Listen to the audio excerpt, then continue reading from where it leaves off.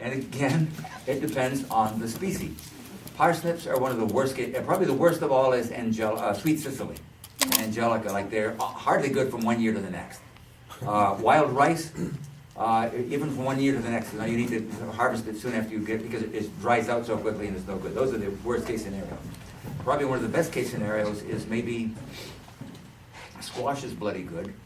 Tomatoes, probably beets is one of the best examples of a long-lasting thing. And part of the reason for that is a beet seed is not a seed. Some people don't realize a beet seed is actually a dried fruit.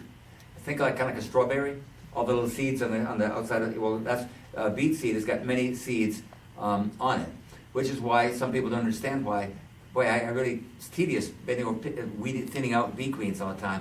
I'm just going to plant one single seed and another one right where I want them, and that'll solve the problem. Oh my God, still beet greens. You know, it's like the main solution that that the industry has come up with, mainly for commercial production, because it's hard to pay your migrant workers in beet greens, and so there's a major expense, is they've come up with what they call a monogerm type of beet, where it's kind of like some kind of birds that like that. The first one that hatches out will kill the siblings or peck their shells. It's the first one seed that germinates will somehow make the others not grow. I'm not sure exactly how it does it. So therefore you plant a beet and you'll get one beet there. Yeah, that's how that particular one works. So beets are very long-lived. I've heard anecdotes about 20-something years. I don't know if that's hyperbole or not. And this is under ambient conditions. That's a big thing we want to get to. A lot of the brassicas are often good for 4 or 5 years, really pushing it beyond that. The umbellifers aren't particularly good. Muskmelons are very long-lived. They're quite good. Cucumbers nowhere near as much so. Tomatoes are really good under ambient conditions. I've had 10, 12-year-old seeds be okay. Maybe not wanting to depend on it, but I've had that happen. Beans are quite good. Now, this is all emphasis on ambient conditions. What about unambient conditions? Like, the two things that are critical for seed viability is they should be dry enough. It's hard to be too dry, but they've got to be dry enough and cold enough. If you had to have one at the expense of the other, I'm told dry, in my own experience, verifies.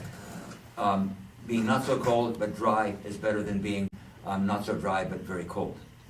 But both, if you have both, then that's the best of both worlds. Well, so you get it really, really dry just on your windowsill, or you might add silica to it, or gel or something to it. But however dry you can get it, it should be enough. But how to keep it cold enough? Well, some people say, well, what about my deep freeze? Wonderful, deep freeze is great. However, to keep it dry, you've got to keep it in an airtight, a moisture-proof container. A Ziploc, little plastic Ziploc packets, or a jar, particularly a jar that's taped or dipped in wax or something like that. You basically will typically about, from my experience with most crops, you will about triple, at least, the life. So if something that's ordinarily good for 4 years, it'll be, in that situation, be good for 12 years. Okay, so it's really effective, especially if you have a small amount of seed, you can just put it in your regular deep freeze along with your venison and whatever, There is one big caveat with that. Let's say you open your freezer next spring, you want to take a little pinch of tomato seeds out for this year's tomatoes. You get enough for 10 years, 20 years. Just take a pinch, you open it up, take a pinch of tomatoes out, enough to plant. You put the lid back on and put it back in the freezer.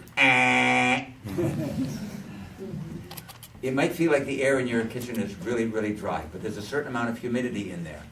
And those seeds at that low temperature, the dampness will condense on the coat of those seeds. So they look just the same. Put the lid back on and put it back in the freezer. They are now much damper than they were.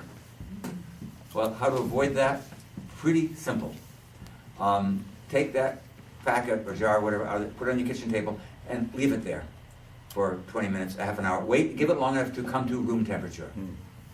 It doesn't matter, we want to keep it cold as much as possible, but a half an hour at room temperature is not going to do any significant harm. Let it come to room temperature, open it up, take the seeds up, put the cap back on. Golden. Everyone get that?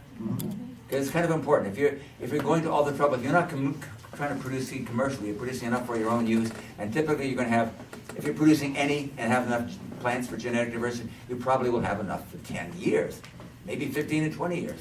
Well, then store it right so you can use it for that many years. And then next year, grow a different variety of the same vegetable. Have it for 20. You can have a lot of diversity without having an awful lot of isolating capacity.